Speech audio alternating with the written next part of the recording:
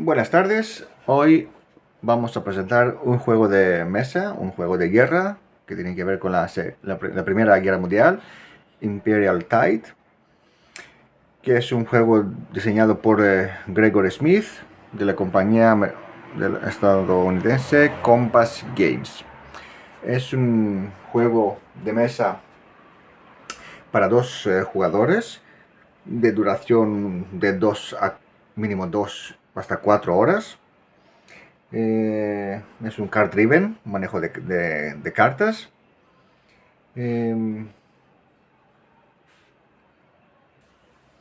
Las condiciones de victoria son dos. Vamos a jugar 1, 2, 3, 4, 5 rondas. Y al final de la quinta ronda, entonces, o sea, en 1918, vamos a contar puntos. Puntos son las ciudades y capitales importantes que veis aquí de color rojo. 8 puntos tienen ya los aliados, mientras los imperios centrales con sus aliados tienen 7. Luego hay otra condición que es victoria decisiva. Si los aliados siguen manteniendo el control de París y conquistan Berlín, al final del pase, cuando terminen todas las cartas, ganan los aliados, mientras los imperios centrales tienen una victoria decisiva si ya tienen conquistadas las 3 ciudades rusas, aquí, y también tienen conquistada la ciudad de París. Entonces, cuando los jugadores pasen, es victoria decisiva. Si no, contamos simplemente puntos. En caso de empate, ganan los aliados. Y atención, esas 3 ciudades rusas son un punto, ¿de acuerdo? Es un juego de mesa con bastante profundidad, la verdad es que parece los senderos de Gloria. Además, el mismo diseñador Smith lo confesó en su rulebook. El rulebook, por cierto, está muy bien escrito, unas 15 páginas con fotografías. Es bastante simple, pero es cuestión de decisiones, como vais a ver ahora. Es un juego muy bueno, pues sirve como también para introducción para juegos más pesados, como Senderos de Gloria, por ejemplo. La secuencia de juego es bastante fácil. Primero vemos la carta. Aquí pone quién tiene la iniciativa, en este caso los poderes en los imperios centrales. Y los puntos de producción, digamos, que sirven para comprar cartas. Y luego los recursos que tiene cada país. Por ejemplo, aquí Alemania 3, los austrohúngaros 2, turcos y búlgaros todavía son neutros. Aquí también. Y hacemos aquí ya he puesto yo los recursos que sirven para hacer acciones. Por ejemplo, para este año los ingleses, los británicos tienen un punto, un recurso. Los franceses 2. Los alemanes aquí arriba 3. Los austrohúngaros 2. Vale, eso lo vemos en la carta que sale. Ahora después, 1915 por ejemplo, también los alemanes tienen la iniciativa, puntos de producción 9 cada uno y también recursos. Revelamos entonces la carta que es del año y además del turno. Cogemos las cartas, este es el mazo de los aliados de 1900, de la primera ronda, 1914, y tenemos ya en mano. Entonces los imperios centrales, en la secuencia del juego, después de la carta del evento, digamos, simplemente tenemos 3 decisiones. O la primera decisión, acción, es pasar. Pasar significa no juego ninguna carta, no hago ninguna acción y paso.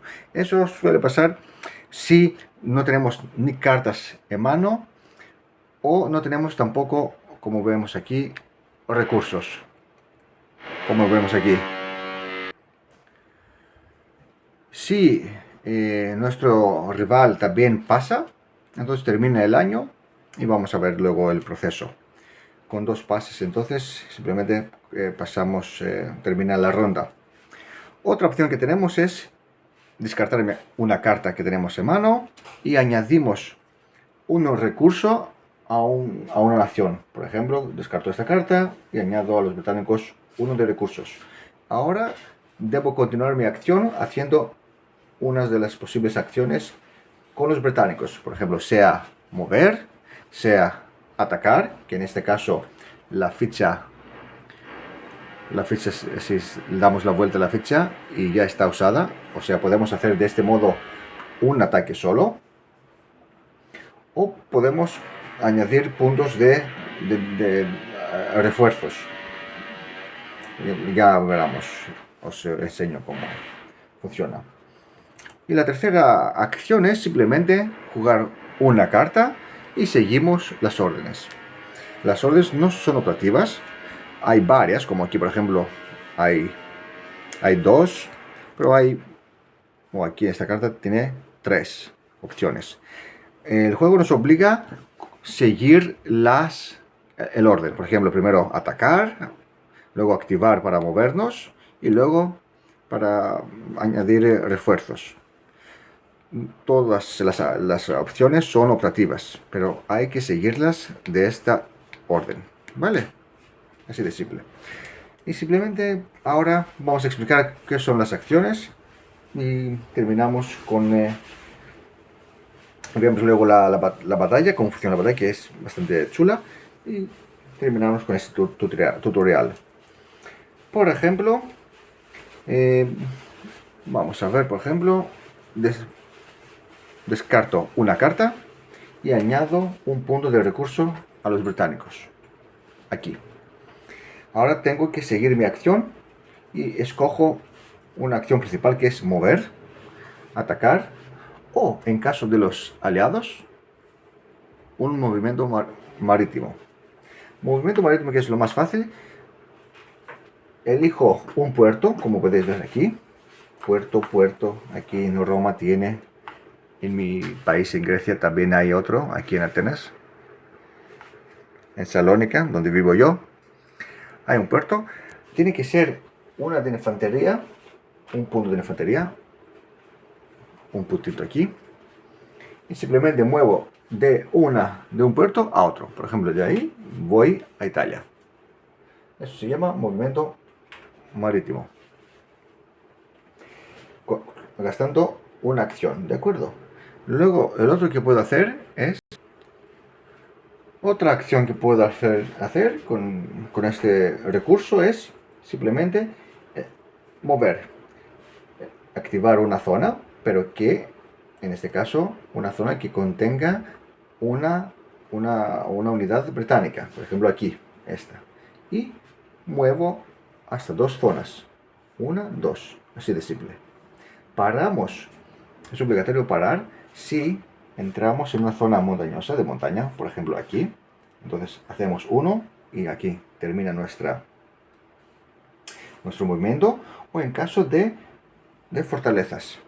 Ese simbolito aquí son fortalezas. Entonces aquí digamos, el alemán mueve, gasta su punto aquí, 1, y movemos la ficha hasta aquí y paramos.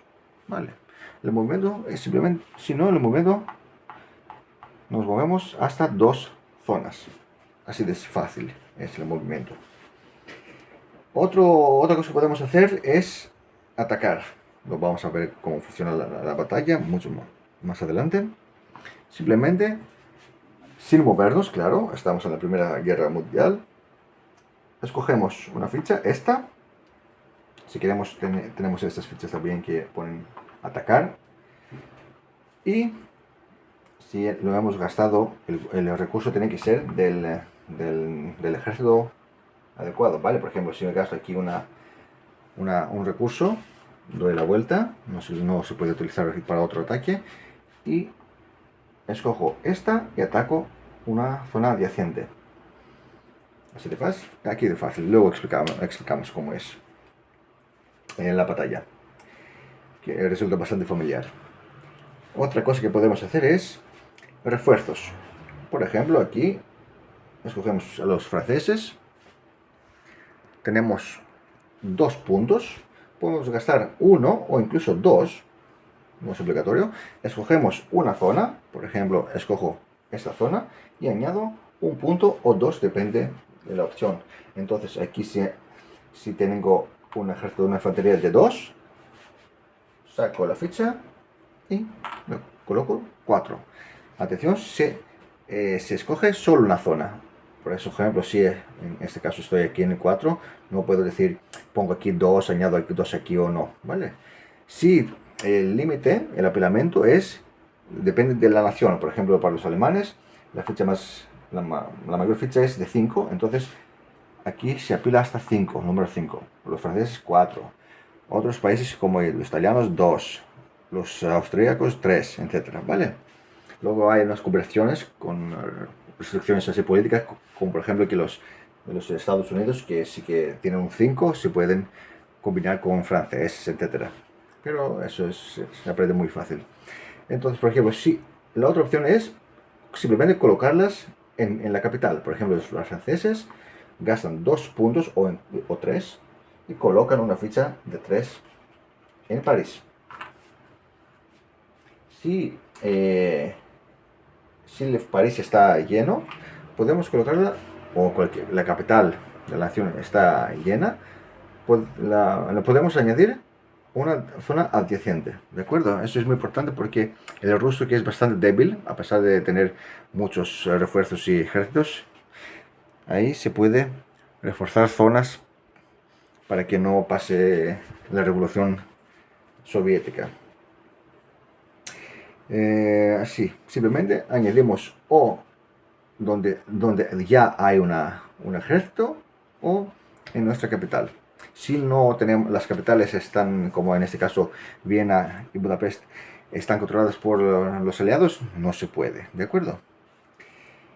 Después de cada carta, además, se controla el supply, el suministro, que cuando estamos fuera del suministro, o sea, no trazamos una línea hasta nuestras capitales, los austríacos, por ejemplo, a Viena, a Budapest, los rusos a esas 3 ciudades, Riga, Minsk y Kiev, los franceses, París, etc. Entonces esta ficha no se mueve, no puede atacar, pero simplemente se defiende nada más. Y cuando termine el año, las fichas fuera de suministro se eliminan, así que atención. Entonces la opción que acabo de explicar es simplemente gastando puntos de recursos.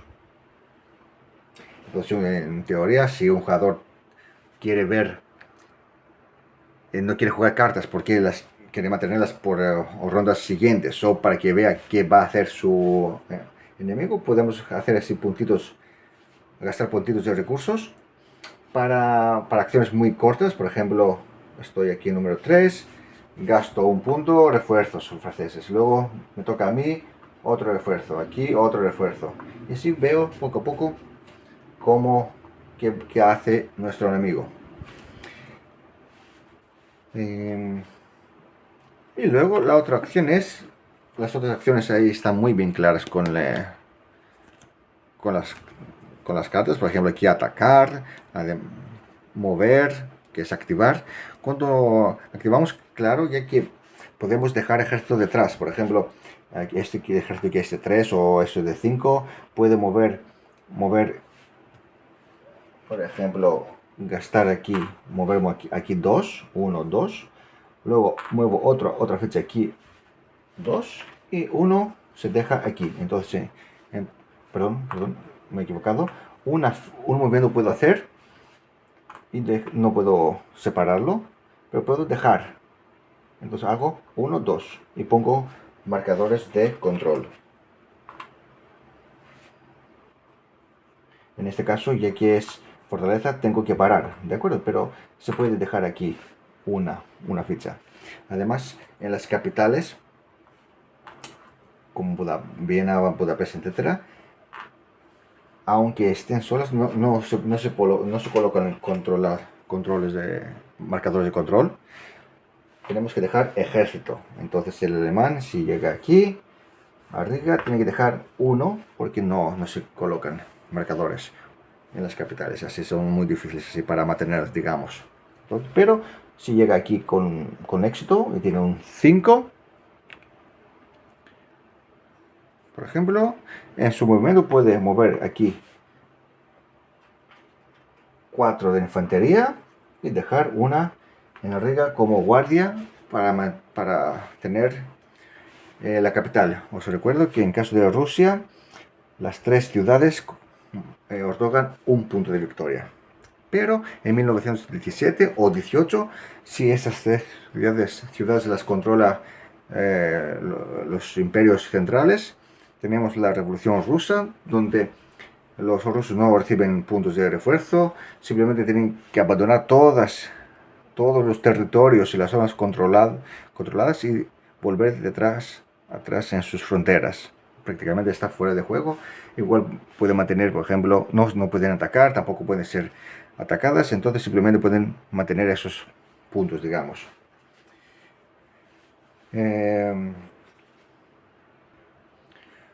Otra cosa que se puede hacer, pero a partir de la cuarta carta que jugamos, son las trincheras. Además lo pone aquí.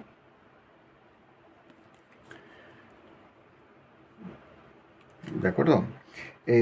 Simplemente damos la vuelta en lugar de movernos, damos la vuelta a la ficha y ya tiene, como se puede ver, este simbolito de trincheras, que tiene un valor, tiene que ver con la defensa. Nos otorga, absorbe una pérdida y impide, a ver si lo pongo aquí, si se ve mejor, aquí, esa fichita, y no permite retiradas, o sea, ahí nos mantenemos el territorio. Esos son los dos beneficios de las trincheras. Si nos movemos, si estamos ahí con el símbolo y nos movemos fuera, la unidad pierde. Y damos la ficha y pierde esta habilidad. Pero si una unidad ya está en trincheras, como aquí, y entra otra, entonces, bueno, aquí no tenemos apoyamiento porque hasta 3 podemos llegar. Entonces digamos que es un 1. Movemos, pongo aquí movimiento, sin trincheras, muevo aquí, coloco una ficha de 3, pero ya que ellos ya estaban ahí con las trincheras, también mi ficha tiene trincheras ahora. Os repito, no permite retiradas, podemos mantener ahí la zona y la primera pérdida se absorbe. Eso es movimiento. Luego no hay más acciones. Atacar, activar, porque de momento es o hago trincheras o muevo. Hasta 2. Eso es activar. Hay algunos eventos que se ve aquí y se sigue, es muy fácil. Aquí también colocamos más refuerzos, añadimos más refuerzos. Y no hay nada más el juego. Simplemente vamos a ver la batalla, que es bastante bonita, interesante, y ya acabamos. La batalla. En la batalla, digamos que el jugador de los imperios centrales juegan esta carta, que es atacar una área, una zona. Hay aquí 3 opciones, bueno, 3 órdenes, pero seguimos la orden. Así que de este modo evitamos así movimientos de tipo Blitzkrieg. Pero todas son optativas, ¿de acuerdo? Hay algunas cartas, muy pocas, que puedes, como a ver si enseño cómo empieza el alemán, el plan Schlieffen, donde puedes jugar otra carta también, ¿vale? Eso da un beneficio porque tienes dos acciones. Pero creo que hay muy pocas. Además tiene aquí un asterisco, no se puede volver a comprar esta carta porque es bastante poderosa. Vamos a ver cómo es el ataque. Atacar una zona.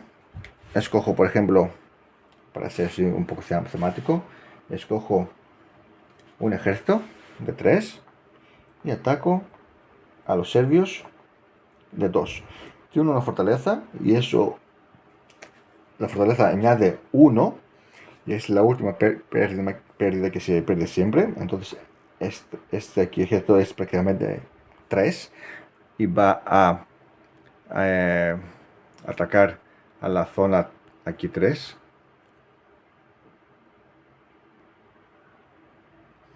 En la columna 3. Las batallas son simultáneas. Veamos en un ejemplo muy simple. Tiene 3 contra 3. Tiramos 2 dados.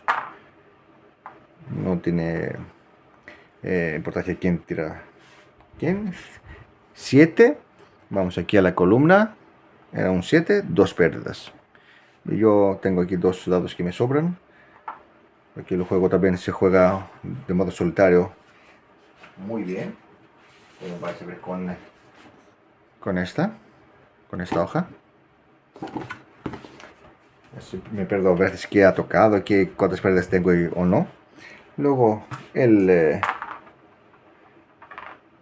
un 4, como tiene una fortaleza, así que también es un 3. 4, una pérdida. Es una pérdida. Hacemos así las modificaciones. Y si el atacante ha conseguido mayor pérdidas, como en este caso, 2-1. Si no tenemos trincheras, tenemos que retirarnos. ¿Vale? 1 adyacente hacia siempre nuestra capital, dice. Si no se puede, se elimina. Pero en este caso, con 2 pérdidas sí que se pierde, pero queda la fortaleza. Entonces, en este caso, puede avanzar, sí, y todavía no está bajo control austríaco, simplemente tiene que estar ahí y está bajo asedio. Claro que podemos atacar fortalezas. En este caso, por ejemplo, utilizo también la carta de atacar. Y la fortaleza ataca en la columna de un 0-1, que prácticamente solo con un 12 podemos hacer un daño de 2 pérdidas. En este caso, colocamos el marcador de destruido y también el marcador de control, que nos otorga también un punto. Así es una batalla muy fácil. Otros modificadores son las montañas. Os recuerdo que en caso de que cuando un enemigo entra en una montaña, para el movimiento aquí, ¿de acuerdo? Un serbio, por ejemplo, si viene aquí, en Austria, en una montaña no hace 2 movimientos, simplemente una casilla se mueve. Digamos que estamos aquí, hacia 2. Cuando termine la ronda, todas las fortalezas que tengan al menos un ejército enemigo, simplemente se destruyen. Y colocamos no se hace ninguna chequeo, por ejemplo. Así estas aquí fortalezas rusas, simplemente colocando uno de ejército alemán, al final de las rondas se destruyen y mantenemos el control. Las montañas tienen otro beneficio, un beneficio también muy bonito. El atacante, por ejemplo, en este caso vemos que es un austríaco 3, aquí un serbio de 2, ataca, va a tirar y vemos la columna a la izquierda, pierde entonces fortaleza, fuerza. Aquí tiene, por ejemplo, ha tirado un 5. En lugar de ver esta columna, vemos aquí a la izquierda un 5, una pérdida solo. Luego toca al serbio, columna 2, eso es un 11, 2 pérdidas. ¿vale? Y hacemos las modificaciones. En caso de trincheras y tenemos una pérdida, aquí no se pierde nada porque la primera pérdida la absorbe las trincheras. Ahora vamos a ver otro ejemplo, utilizando ahí lo mismo, ahí atacando Belgrado, con el segundo tipo de batalla, que es attrition, el desgaste. La primera fase, la vamos a ver, es si queremos controlar, si tenemos artillería, pero en ese caso no la vamos a utilizar para ser el ejemplo más simple, pero la primera fase es se controla si quién tiene artillería y con los cañones ahí tira, bombardea. Digamos que no tenemos. Jugamos una carta que dice ataca una área y decido atacar de aquí a aquí. Controla si tenemos artillería. Si no tenemos, digo, no voy a combatir, sino vamos a hacer una fase de desgaste. Tiro un dado. Si tiro de 2 hasta 6, simplemente ambos ejércitos pierden una de fuerza. Aquí, por ejemplo, Eusebio, atención, ni fortalezas ni trincheras pueden absorber la pérdida. Simplemente aquí pierdo aquí 1 y aquí de 3, 1, se hace 2. De esta forma, por ejemplo, podemos calcular, porque se puede ver hasta cuántas pérdidas y qué tiradas echamos y las posibilidades. Igual a veces nos ayuda a atacar de esta forma, así que desgastamos las unidades del enemigo. Es un proceso lento, pero a veces válido, sobre todo para cuando tenemos ahí naciones neutras y no muy potentes. Si tiro 1, tengo una tirada de 1, simplemente el atacante que ha decidido atacar de esta forma pierde 1 de ejército. 2, queda 1. Así que existe esta posibilidad. En este caso, aunque se elimine, atención, aunque se elimine la unidad, no hay avances. No hay ni retiradas ni avances. Porque hemos dicho, si ganamos una batalla, ganamos significa tenemos más pérdidas que, hemos conseguido más pérdidas que el enemigo, que el atacante. Uno retrasa y nosotros podemos avanzar. Y claro, pues podemos avanzar hasta las unidades que queramos. Por ejemplo, si aquí hemos ganado la batalla en Belgrado, retrocede este ejército, aquí podemos avanzar con 2 y dejar una de infantería aquí, ¿vale? Se puede. O sea, los números aquí sirven como, que tenemos es como cambio en dinero, o sea, hacemos lo que nos dé la gana. Dejamos de ejército, movemos otro, etc. Vamos a ver un tercer ejemplo con la artillería. Otra vez a los pobres serbios. Tenemos aquí Novi Sad con 3, los serbios con 2. Artillería, gastando, no lo he dicho antes, pero los grandes poderes, que son Inglaterra, los británicos, franceses y los alemanes, los austríacos, los principales, o sea, enemigos, rivales, gastando 2 de puntos, cuesta bastante, podemos comprarnos una artillería pesada, que es este marcador, y se coloca en la capital, aquí. No se mueven solas, van ahí acompañados con ejército y cuando se mueven, van también con ellos, hasta una ficha de artillería. Sí, claro, en el caso que tenemos una artillería y nuestro enemigo simplemente pasa por ahí, se destruye, ¿de acuerdo? Cuestan bastante. Algunas artillerías entran a través de cartas, como eventos. Vamos a ver cómo se hace. Aquí tenemos la artillería normal. Si quiero la utiliza, siempre ataca el atacante primero decide en esta fase de combate, que es la primera, que pasa ahí con la artillería. Dice no hago nada, entonces no pasa nada. Vemos si el enemigo tiene y no tiene.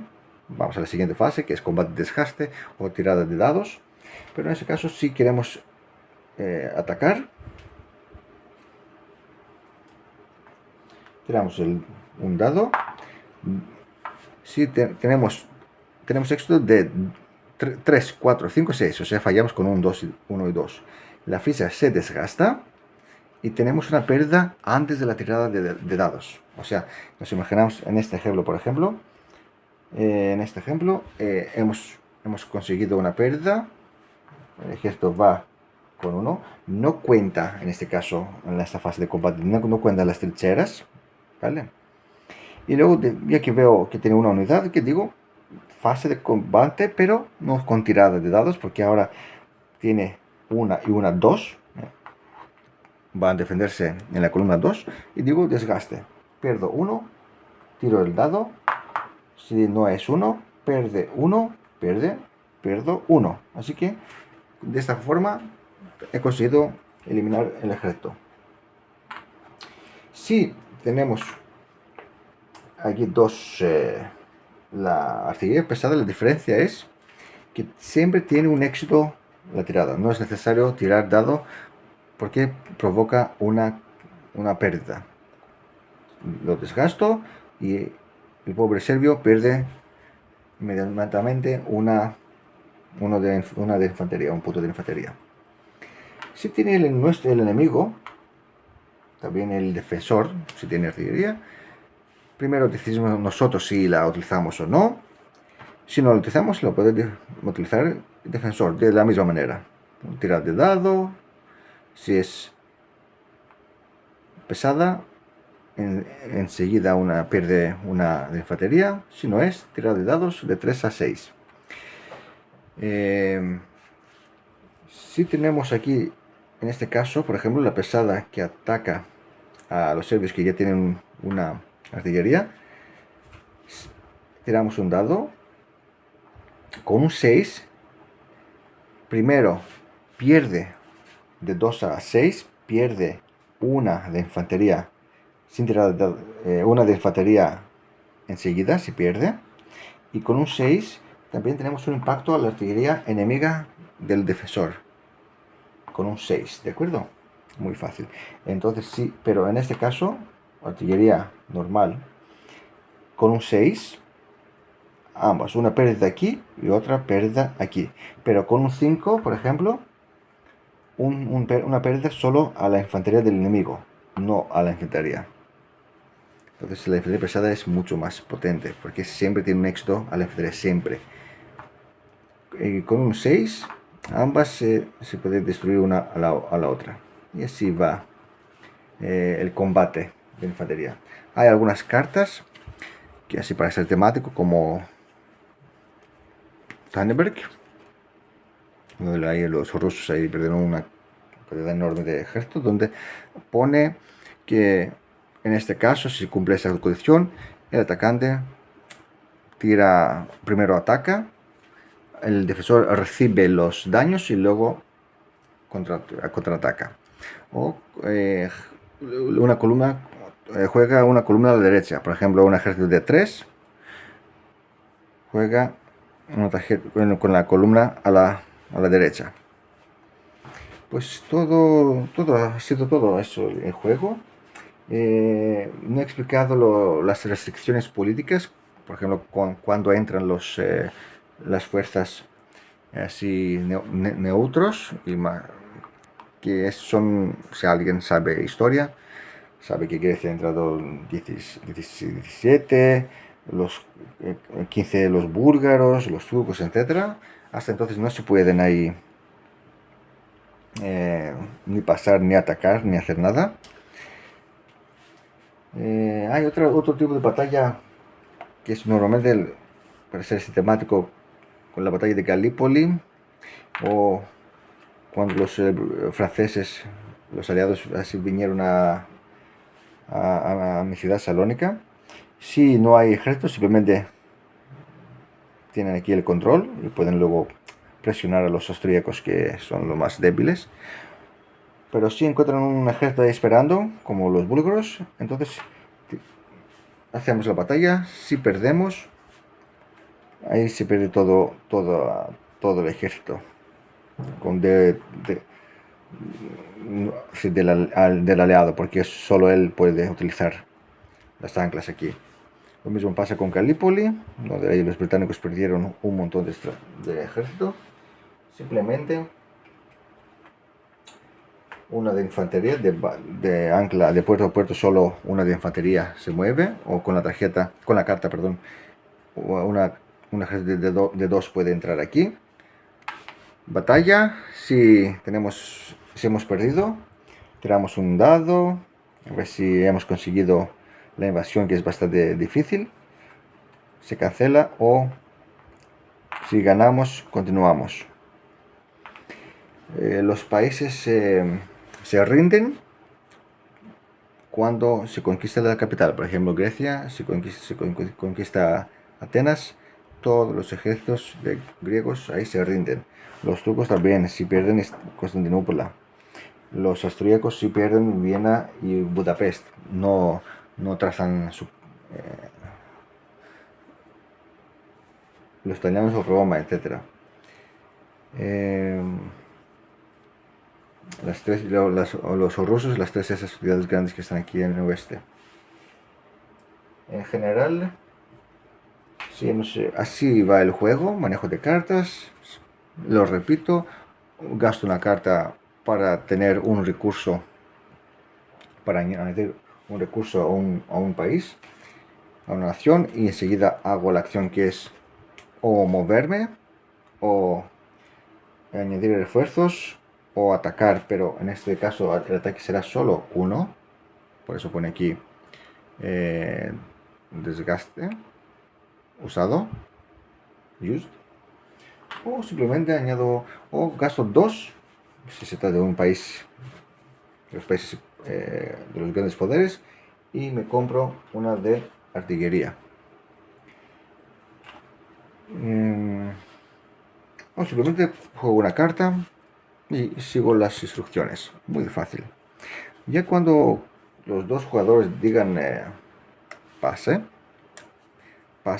entonces vamos a ver qué serie, una cosa de series suceden. Cualquier ejército en una fortaleza destruye la fortaleza. Le colocamos el marcador, además ponemos un marcador de control. Luego los recursos no se acumulan, así que todos los recursos ahí se pierden, pasan a 0. Revelamos el siguiente año. Añadimos los puntos aquí, por ejemplo 1, los serbios 1,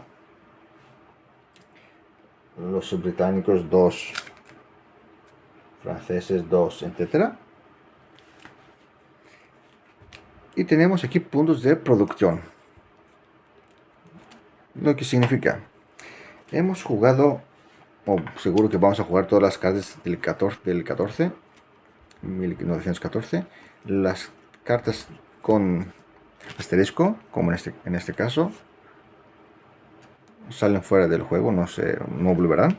Y vamos a tener aquí una pila de descartes. Estamos ya en la siguiente ronda, que es 1915. Recibimos las cartas estas a mano. Entonces, con esos puntos de producción, en este caso 9, podemos volver a comprar las cartas que están en la pila de descartes. Así que tenemos aquí un deck building así muy simple.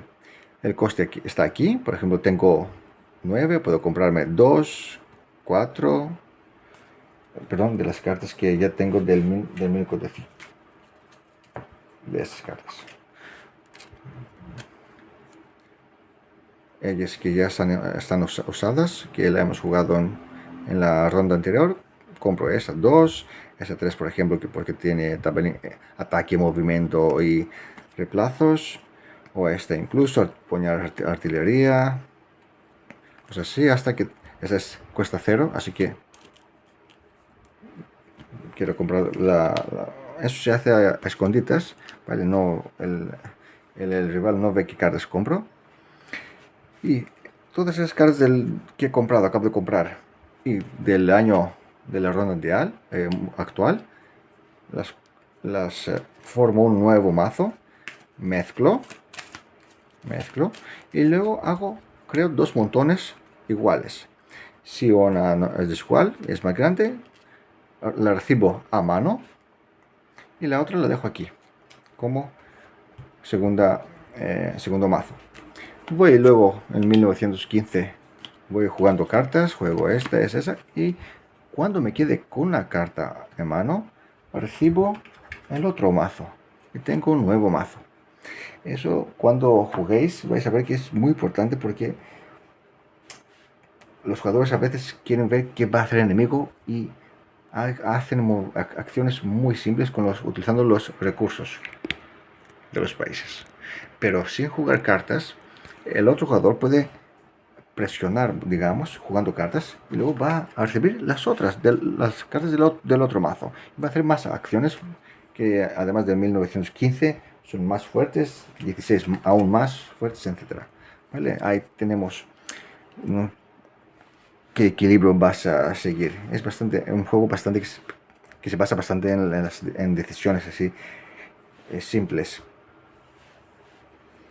En 1916, por ejemplo, vemos aquí producción de 10 y puedo comprar las cartas que quiera de la pila de descartes, incluso del 1914, ¿vale? En estos 10 puntos o 9 de producción puedo gastarme uno para añadir, escogiendo un país, y lo anuncio al enemigo. Añado, por ejemplo, los británicos 1 y tengo un punto de producción menos. Eso se puede pasar solo con un punto de producción. Luego volvemos a jugar carta o pasar o simplemente hacer acciones con los recursos. Hace que, digamos, que pasen los dos jugadores, donde pasamos a la siguiente ronda y hacemos el mismo proceso. Pues creo que lo he explicado todo. Además, no hay muchas más cosas. Es, 15, 14 páginas es el reglamento. Da una sensación de jugar así Senderos de Gloria, pero mucho más así profano, digamos, más simple. Pero este juego sí que tiene mucha chicha. Pues el diseñador además es muy amable y siempre contesta las preguntas. Y me han aconsejado jugarlo ahí con 4 personas, 2 contra 2, de una manera así no oficial. Cuesta, creo, unos 60 euros el juego, que merece la pena. Así son las fichas que las he colocado. Y espero que os haya gustado y que juguéis mucho este juego. Un abrazo, hasta luego.